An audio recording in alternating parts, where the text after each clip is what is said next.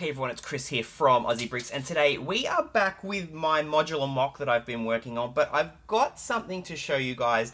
I had a suggestion in the comments on the last video when I sort of unveiled the exterior of the mock, and I said I wanted to put an apartment upstairs here in the mock, and someone came up with the awesome suggestion, how about a dojo? And I was thinking, what can I do? What can I do?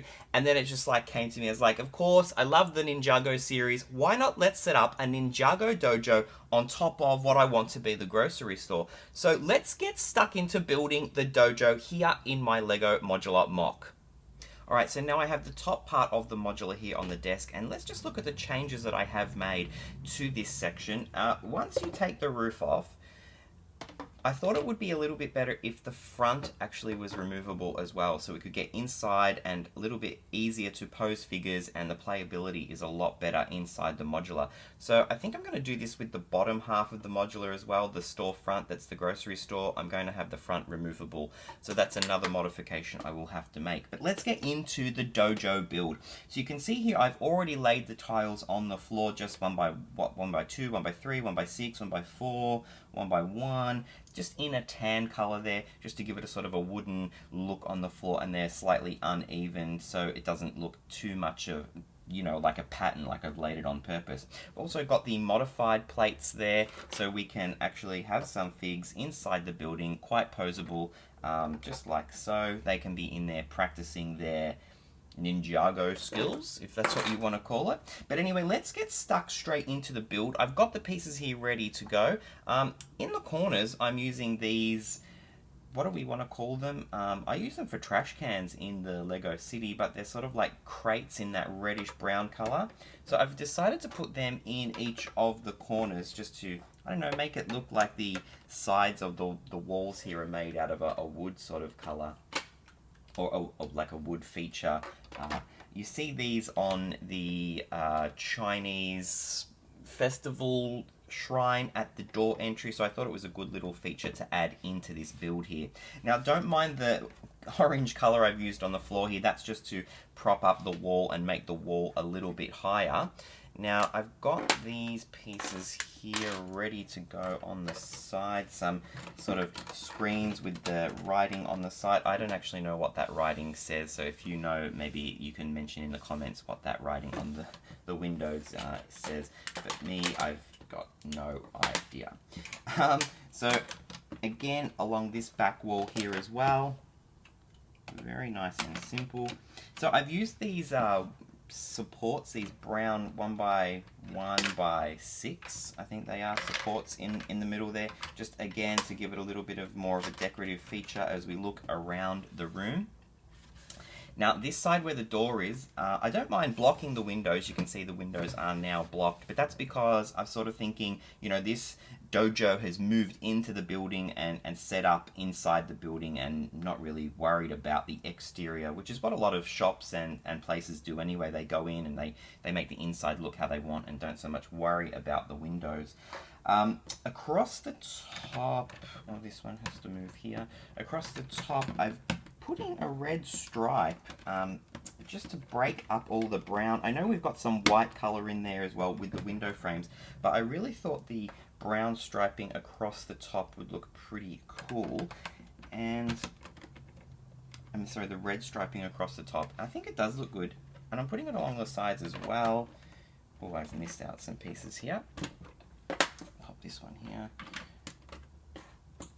Actually, I want to put this light piece back in here, sort of like a torch thing on the wall.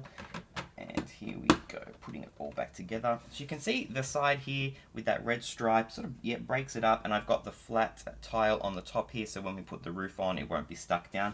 So this is what, you know, the design I was going with. Now when we came over to this other side, I've pre-built most of it, so it's very easy to insert.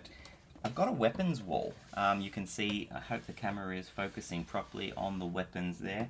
I've got a few swords, we've got some, what do we want to call them, sticks? I don't know what they are, but they've got those little things on top there that sort of, maybe you can attack your opponent with. I thought that was pretty cool to have the the weapons wall. Now just finish off this wall like this, and I had these 2x2 tiles, and I had some sticker sheets from Ninjago City Docks, just some spare sheets. I don't know why I had them laying around, but I did. And they sort of looked like you would find them in a dojo, like here, telling these people how to fight, and some, you know, Ninjago moves there. So I thought, what better place to put them than here above the weapons wall. So you've got the weapons as well. Should that move across? You've got the, yeah, I think that looks good like that. You've got the weapons as well as sort of instruction on how to practice your moves in the dojo. I've got this clips up the top here to put this gold sword, sort of just, I guess that one's just like a little decorative feature at the top there. I also have these lanterns. You can see I've built them here with the paint roller, just so they attach nice and easy into the sides there. Two of those. I mean, they really serve no purpose other than just some, you know, pretty cool little interior features inside the build. Now, I've also built this little practice, I don't know what this is called.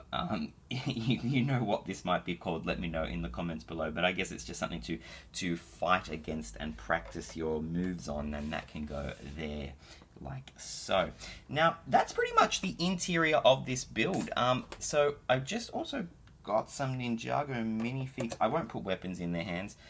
This dude, he is the master sensei. Oh, his hat fell off.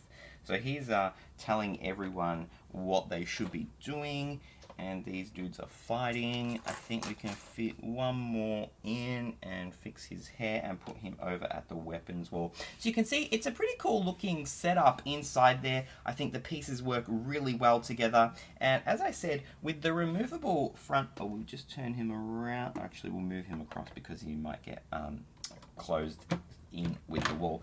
When you put the wall on, you can't even tell that we have that little secret dojo in there, which is sort of I like about Lego cities. Like, you see the exterior of the building and you're like, I wonder what's inside. Well, now you know what's inside. It's an actual Ninjago dojo. So I'm pretty happy with the way this one has turned out. Cannot wait to get stuck into the grocery store on the ground floor, as well as the other smaller apartment in that mock. But let me know what you think of this Ninjago dojo that I've put together for my mock in the comments below. Make sure you've smashed a big thumbs up. Don't forget to subscribe so you don't miss actually making the grocery store on the bottom half of this mock, as well as let me know your suggestions how this dojo could be improved, and we'll check it out next time I'm working on this mock. Alright everyone, thanks for watching.